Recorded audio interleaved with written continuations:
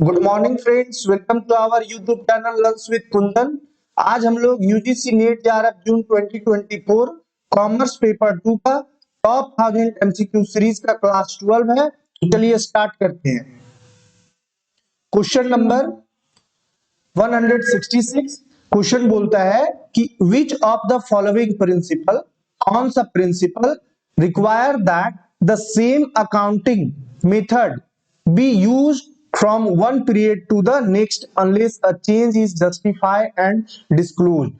यानी कि क्वेश्चन बोलता है कि कौन सा प्रिंसिपल कहता है कि आपको सेम मेथड का यूज पीरियड टू पीरियड करना चाहिए। बताइए जल्दी से क्वेश्चन नंबर 166 का आंसर। बहुत ही आसान क्वेश्चन है, आप करेक्ट ऑप्शन को चूज कीजिए। ऑप्शन ए जो है वो करेक्ट है, कंसिस्टेंसी प्रिंसिपल। कंसिस्टेंसी प्रिंसिपल कहता है कि अकाउंटिंग में जो मेथड का आप यूज कर रहे हैं आपको पीरियड टू पीरियड यानी कि प्रत्येक फाइनेंशियल ईयर में सेम मेथड का यूज करना है। ऑप्शन ए जो है वो करेक्ट है और ये आपका स्क्रीन पे रहा ऑप्शन ए। ऑप्शन ए आपको स्क्रीन पे दिख रहा होगा। नेक्स्ट क्वेश्चन है आपका 167। विच अकाउंटिंग कॉन्सेप्ट, फिर से बोल रहा है अकाउंटिंग कॉन्सेप्ट का क्वेश्चन है। Which accounting concept require that expenses be recognized when incurred regardless और व्हेन कैश इज पेड। बताइए जल्दी से। क्वेश्चन बोलता है कि किस लेखांकन अवधारणा के अनुसार व्यय को तब पहचाना जाना चाहिए जब वह किया गया हो, भले ही नगद भुगतान कब किया गया हो। बताइए जल्दी से क्वेश्चन नंबर 167 का आंसर। देखिए मैचिंग कॉन्सेप्ट आप जब पढ़े थे तो मैचिंग कॉन्सेप्ट बोलता है कि जो एक्सपेंसेस है और जो रिवेन्यू है जब हो रहा है, एक्सपेंसेस के वजह से रिवेन्यू होता है बिजनेस में, तो उसी समय आपको रिकॉर्ड करना है। यानी कि सेम टाइम में जब आप रिवेन्यू रिकॉर्ड कर रहे हो उसी समय आपको एक्सपेंसेस को रिकॉर्ड करना है और मिलाना है, यानी कि सेम टाइम में रिकॉर्ड करना है। ये कॉन्सेप्ट बोलता है मैचिंग कॉन्सेप्ट। तो ऑप्शन बी जो है वो करेक्ट है। ऑप्शन बी करेक्ट है और ये आपका स्क्रीन पे रहा option B. Next question number 168। The assumption that financial statements are prepared with the expectation that a company will continue to operate for the foreseeable future is known as। बताइए यह धारणा कि वित्तीय विवरण इस उम्मीद के साथ तैयार किए जाते हैं कि कंपनी निकट भविष्य में काम करना जारी रखेगी, इस रूप में जानी जाती है। मौद्रिक इकाई धारणा, आर्थिक इकाई धारणा, चालू चिंता धारणा, समय अवधि धारणा। बताइए जल्दी से ऑप्शन। क्वेश्चन नंबर 168 का आंसर तो गोइंग कंसर्न जो है वो करेक्ट ऑप्शन है, यानी कि इनफिनाइट लाइफ होता है। क्लियर है? तो ऑप्शन सी जो है वो करेक्ट है। ये आपका स्क्रीन पे रहा ऑप्शन सी। नेक्स्ट है question number 169। Which principle dictate that revenue should be recognized in the accounting period in which they are earned। बताइए जल्दी से कौन सा सिद्धांत यह निर्धारित करता है कि राजस्व को उस लेखांकन अवधि में पहचाना जाना चाहिए जिसमें वे अर्जित किए गए हैं। जल्दी से, अभी क्वेश्चन को डिस्कस कर चुके हैं हम लोग, तो आप आसानी से आंसर कर सकते हो। रिवेन्यू रिकॉग्निशन कॉन्सेप्ट कहता है, रिवेन्यू रिकॉग्निशन कॉन्सेप्ट कहता है कि रिवेन्यू को उसी लेखांकन अवधि में पहचाना जाना चाहिए जिसमें अर्जित किया गया हो। ठीक है, ये आपका क्वेश्चन आंसर स्क्रीन पे रहा। नेक्स्ट क्वेश्चन है question number 170। Which of the following is an underlying assumption in the preparation of financial statement. Financial वित्तीय विवरणों को तैयारी में निम्नलिखित में से कौन सी अंतर्निहित धारणा है। बताइए जल्दी से कौन सा फाइनेंशियल स्टेटमेंट जो है वो है, जल्दी से बताइए। अंतर्निहित धारणा को बताना है, जल्दी से बताइए। क्वेश्चन नंबर 170 का आंसर। क्वेश्चन नंबर 70 का आंसर है 170 का economic entity concept. Economic entity concept business entity concept पे ही आधारित है। बिजनेस एंटिटी कॉन्सेप्ट क्या कहता है? ऑनर और बिजनेस दोनों अलग अलग हैं और दोनों का अकाउंट का रिकॉर्ड जो है वो सेपरेट होना चाहिए और ये करेक्ट ऑप्शन हो गया आपका ऑप्शन सी, और ये आपका स्क्रीन पे रहा ऑप्शन सी। नेक्स्ट क्वेश्चन बोलता है question number 171, which concept dictate that financial statements should reflect the most conservative outcome when two equally likely alternative are available? बताइए क्वेश्चन नंबर 171 का answer conservatism concept, option C जो है वो correct है, conservatism concept. ये आपका screen पे रहा। नेक्स्ट है question number 172, according to the consistency principle which of the following is true? बताइए जल्दी से, कंसिस्टेंसी प्रिंसिपल के संदर्भ में कौन सा ऑप्शन जो है वो करेक्ट है?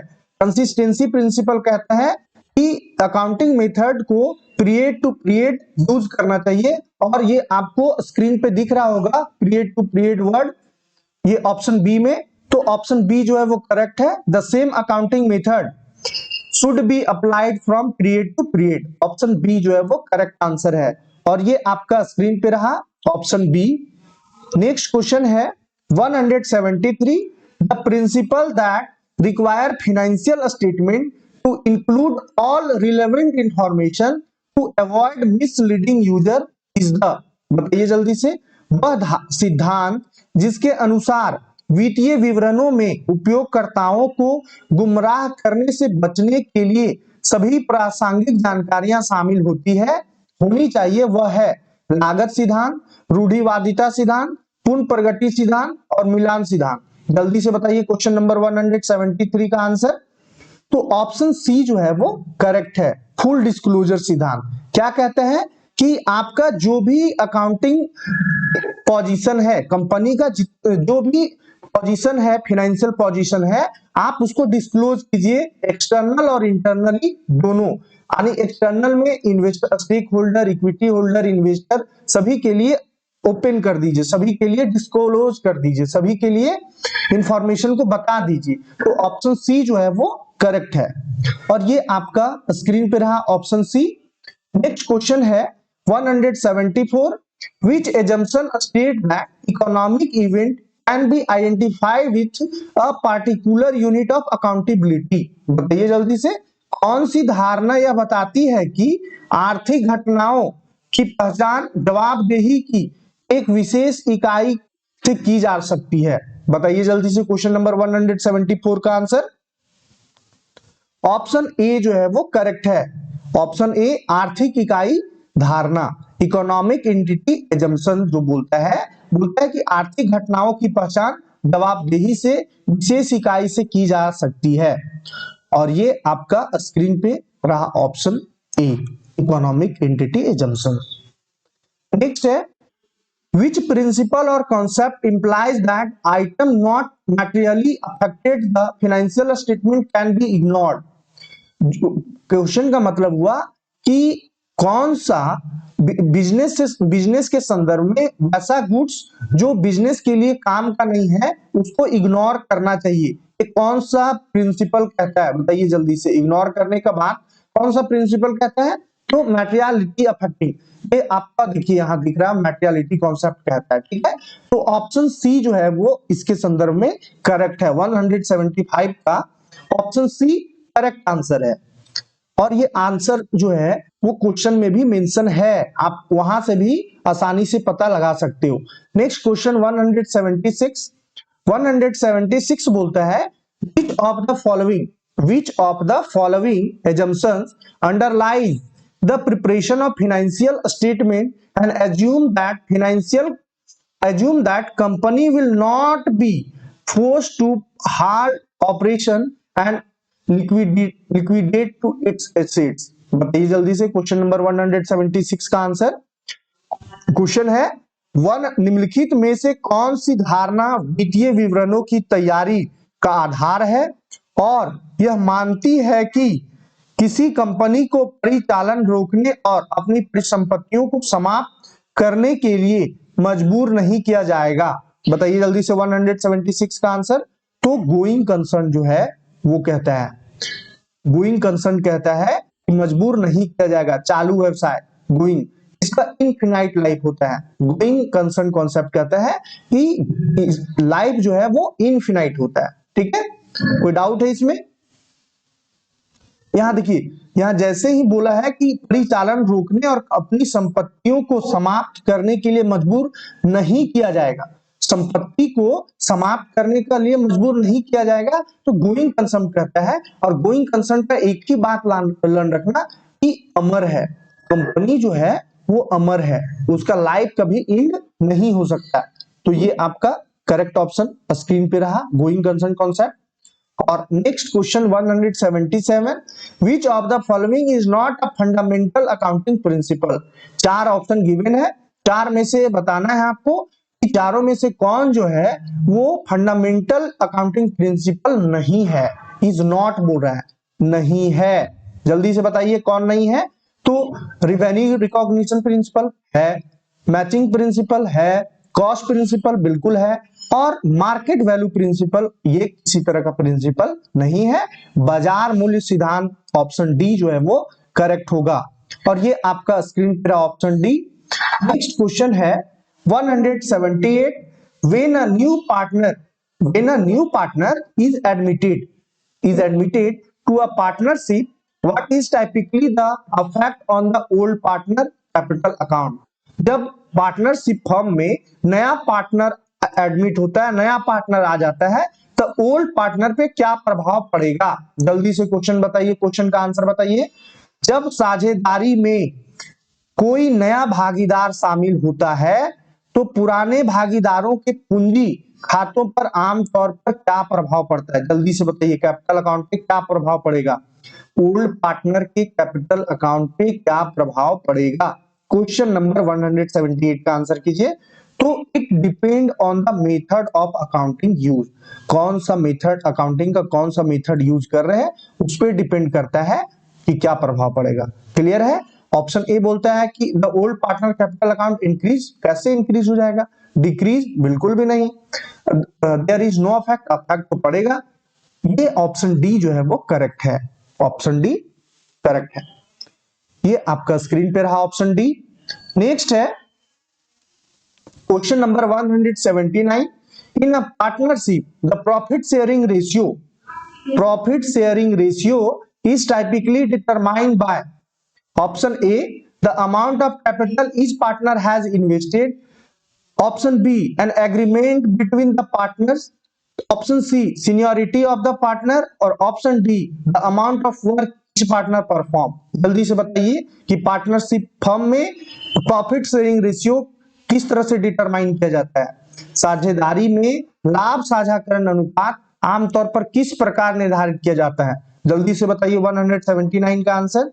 तो एग्रीमेंट बिटवीन द पार्टनर, जिस तरह से एग्रीमेंट होता है उस तरह से प्रॉफिट शेयरिंग रेशियो जो है वो डिस्ट्रीब्यूट किया जाता है। तो ऑप्शन बी जो है वो करेक्ट है। ये ऑप्शन बी आपको स्क्रीन पे दिख रहा है, आंसर ऑप्शन बी करेक्ट है। नेक्स्ट क्वेश्चन और आज का लास्ट क्वेश्चन है, तो क्वेश्चन को ध्यान से पढ़िए और करेक्ट ऑप्शन को चूज कीजिए। Which method is used to value the goodwill when a new partner is admitted. कौन सा मेथड को यूज करते हैं जब गुडविल का वैल्यू निकालते हैं?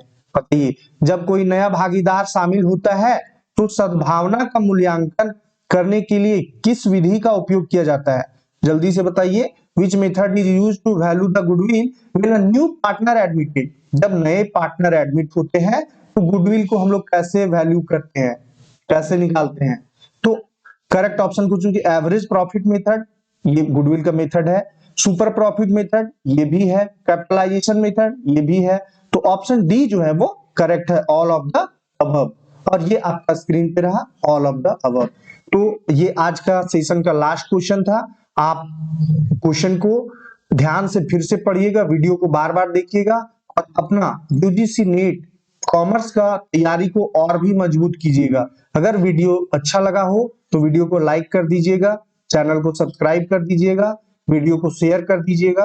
और अगर आपको किसी भी टॉपिक पे अगर लगता है कि आपको थोड़ा सा कंफ्यूजन है, आप कमेंट के माध्यम से उस टॉपिक को आप पूछ सकते हो। उस टॉपिक पे पार्टिकुलर वीडियो बना करके आपका डाउट को क्लियर करने का कोशिश करेंगे। तब तक के लिए आप अपना तैयारी को और भी लगातार मजबूत करते रहिए। हम लोग फिर मिलेंगे नेक्स्ट क्लास में, तब तक के लिए धन्यवाद।